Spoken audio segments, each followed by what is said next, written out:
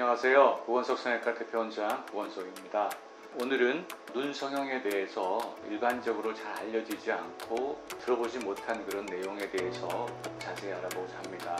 자, 오늘 말씀드릴 내용에 대해서 간략하게 살펴보도록 하겠습니다. 쌍꺼풀 수술할 때 눈매 교정은 꼭 해야 되는가 하는 내용으로 진행을 하도록 하겠습니다. 자, 첫 번째 주제입니다. 쌍꺼풀 수술할 때 눈매 교정은 꼭 해야 되는 건가요? 하는 주제인데요. 사실 우리가 쌍꺼풀이 예뻐야 미인이 아니고요. 눈매가 예뻐야 미인입니다. 그래서 눈매란 무엇인가 하는 그 의미부터 살펴보고 그 다음에 눈매 교정에 대해서 또 자세히 알아보도록 하겠습니다. 일반적으로 쌍꺼풀 수술을 하는 이유는 눈이 예뻐지기 위해서 하는 것입니다.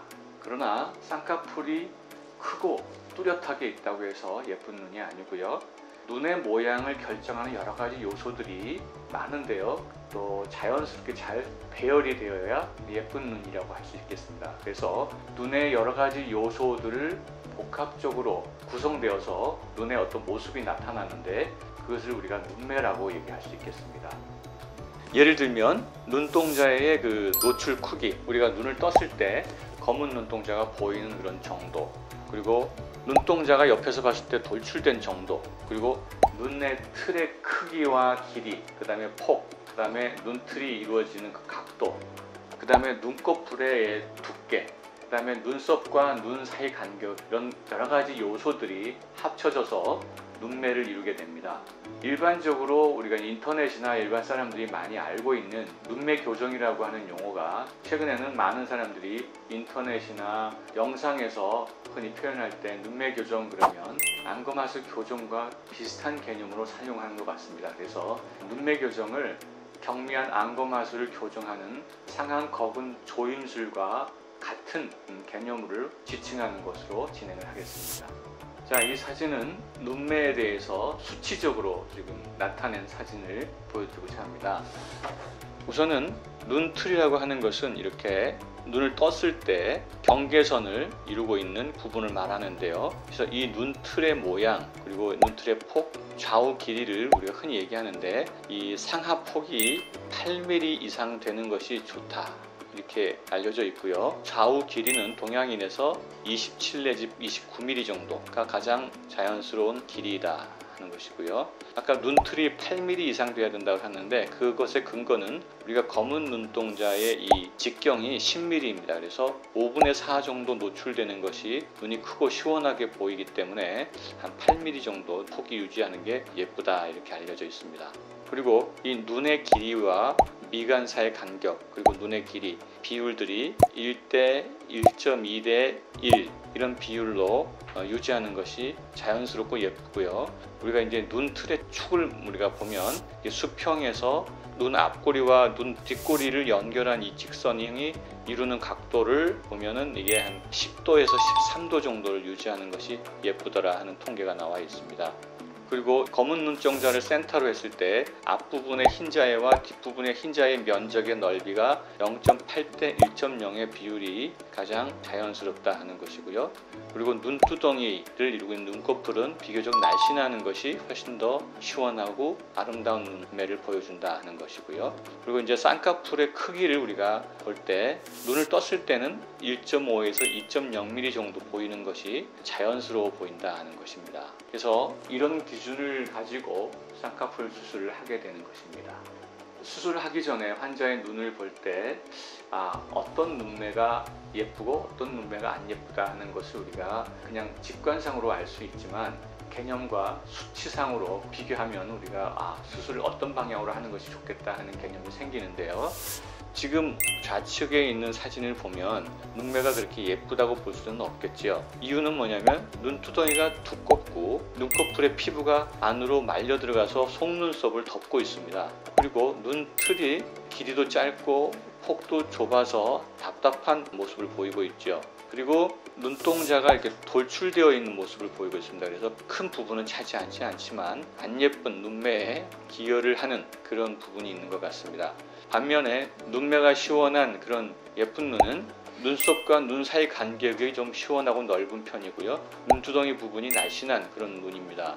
그리고 눈틀이 시원하게 드러나 있고요. 각도가 아까 말씀드린 대로 13도 정도 내외를 유지를 하고 있고 눈꼬리가 살며시 올라가는 그런 부분이고요. 눈동자가 약 5분의 4 정도 보여지는 약 8mm 정도가 노출되어 있는 상황입니다. 그리고 눈동자가 돌출되어 있는 정도도 심하지 않고 전반적으로 균형을 잘 이루고 있는 그런 모습을 보여주고 있습니다. 그래서 아름다운 눈매의 그 특성들을 살펴보았는데요. 눈매 교정 수술을 할 때 여러 가지 고려해야 될 부분들에 대해서 하나하나 살펴보도록 하겠습니다. 아까 말씀드린 대로 눈의 길이와 또 눈과 미간 사이의 간격의 비율들을 말씀드렸는데요. 이 환자의 경우에는 눈의 길이가 25mm 밖에 되지 않습니다. 그리고 눈틀의 상하 폭이 눈동자의 절반 남짓하게 보이기 때문에 약 6mm 정도 된다고 보여집니다. 그리고 눈은 짧고 미간이 너무 긴 그런 형태를 보여주고 있고요. 눈동자를 중심으로 해서 앞부분의 흰자위와 뒷부분의 흰자위의 비율이 월등히 여기가 적은 것을 볼 수가 있습니다. 그래서 이분은 검은 눈동자가 안으로 몰려있는 사시처럼 보이는데 실제로 사시는 아니고 앞부분의 몽고주름 때문에 여기가 덮여서 이른바 가성사시라고 하는 것입니다. 그래서 안검하수가 같이 동반되어 있는 눈이기 때문에 앞부분을 트임을 통해서 덮여져 있는 부분을 열어주고 눈틀을 크게 넓혀주는 안검하수 교정 수술을 하면 밝고 시원한 눈이 될 수가 있습니다. 그래서 이분은 안검하수도 심하지 않은 경미한 안검하수여서 눈매 교정으로 충분히 교정이 가능하다 이렇게 보겠습니다. 그래서 이분이 수술 후 4달째 된 모습인데요. 앞 트임을 해서 눈의 길이가 많이 늘어났고 그 다음에 미간 사이의 간격도 좀 좁아졌고 흰자위의 면적의 비율도 많이 좋아졌습니다. 이처럼 눈매 교정만 신경 쓸 것이 아니고 눈의 길이와 또 미간과의 비율도 잘 살펴봐야 되겠습니다. 다음으로 고려해야 될 부분은 안검하수 교정 수술을 해야 될지 아니면 단순 쌍꺼풀 수술만 해도 될지를 잘 구별해야 되는 것입니다. 예를 들면 이 환자의 눈을 살펴보면 뭔가 눈동자가 덮여 있고 가려져 있기 때문에 좀 답답해 보여서 눈매 교정을 해야 되는 거 아니냐 이렇게 생각할 수도 있습니다. 이럴 때는 눈꺼풀 피부가 덮여서 눈동자를 가리는 경우도 있기 때문에 그런 경우는 눈매 교정을 할 필요가 없고 덮여 있는 피부만 절제하면 그 부분이 해결되는 것이기 때문에 눈썹을 이렇게 들어서 살펴보는 겁니다. 그래서 검은 눈동자의 5분의 4 되는 지점에 있다면 그런 경우에는 덮여있는 피부만 절제하고 쌍꺼풀 수술을 하면 눈매 교정이 필요 없이 자연스러운 쌍꺼풀이 될 수가 있습니다. 그래서 이분은 앞트임과 피부 절제를 통한 쌍꺼풀 수술을 함으로써 이렇게 크고 시원한 눈매를 가질 수 있었습니다. 이분도 마찬가지입니다. 겉으로 보기에는 눈동자가 덮여 있어서 답답해 보이지만 상안 거근의 힘은 정상적이었기 때문에 피부 절제와 쌍꺼풀 수술만 하고 이런 결과를 얻을 수 있었습니다.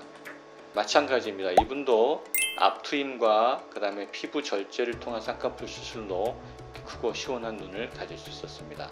이렇게 눈매 교정을 해야 될지 아니면 단순 절개법으로 쌍꺼풀 수술만 해도 될지를 잘 구별해야 좋은 결과를 얻을 수 있겠습니다. 계속해서 눈매 교정을 하지 않고 피부 절제를 통한 쌍꺼풀 수술을 함으로써 크고 시원한 눈매를 얻은 사례들입니다. 이분은 이전에 한번 쌍꺼풀 수술했지만 쌍꺼풀이 이렇게 흐릿하게 풀려서 다시 수술한 경우인데요. 역시 안검하수 교정 수술 또는 눈매 교정을 한 게 아니고 그냥 절개법으로 수술을 한 분입니다. 이분은 이제 아까 말씀드린 대로 가성사시가 있는 몽고주름이 굉장히 심한 사례여서 앞트임과 절개법 쌍꺼풀 수술을 한 것이고요. 이분은 앞트임 없이 절개법으로 처진 피부를 잘라내는 그런 쌍꺼풀 수술을 한 경우입니다.